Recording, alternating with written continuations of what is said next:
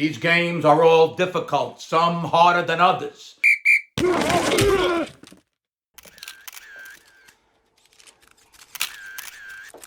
Please sit down. Thanks for coming to my midweek press conference. Now, for those of you who don't understand the difference between a press conference and a locker room talk to the team before and after games, let me explain. One is in a press conference with the press, and the other is in the locker room with the team.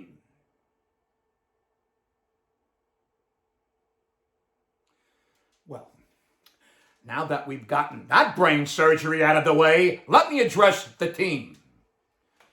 First of all, only two teams in the entire NFL have a better record than us, and both are in our conference. One is in our division. Our division is arguably the best in the NFL, but I will say the AFC East is very tough as well. I tip my hat off to the Jets for doing well so far this year.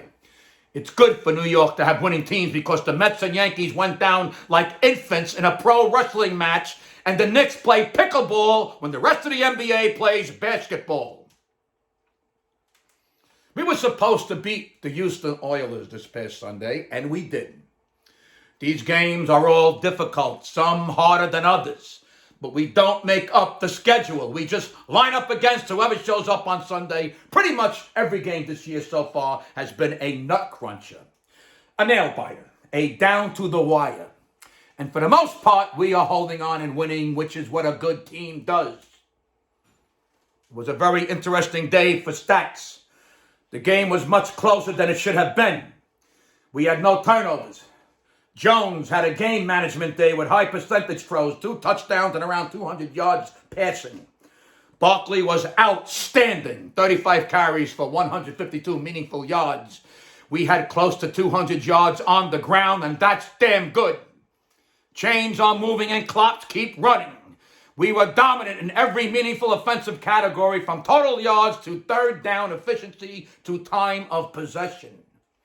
Houston piled up stats in that fourth quarter when we were in a prevent defense and letting them move the ball to eat the clock. Now let me talk about Golladay for a minute. $72 million free agent. He had 2 catches in game 1 and none since. He dropped 2 easy catches against Houston and was benched in the second half. Now we have guys playing wide receiver who I couldn't pick out of a fucking lineup that was full of jockeys. I have no idea what their names are, and that's the story of Golladay. We do have an injury report, but I'm not going to get specific this week. We have some inflamed sphincters, a separated twat, someone ruptured their balloon knot. We have a bleeding meat puppet, a bruised G-spot, and someone was skull fucked. This is what happens in the NFL every week.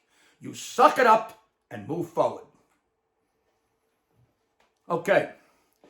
This Sunday we have the Detroit Lions coming up. They're 3-6 and just squeaked out a 1-point win over the Chicago Bears. Now, nobody on that team scares me, and we certainly play on the same field as them. We can defense their offense, and we can offense their defense. So fuck Detroit in their dirt necks. Maybe it would be scary if they were real Lions on the field with us, but they aren't. They've been in the league for 92 years and have had 3 winning seasons. But do we look past them? No! And that's that. The New York Football Giants are 7-2 after 9 games. In the NFL, that is damn good regardless of who you play. This is the NFL any given Sunday.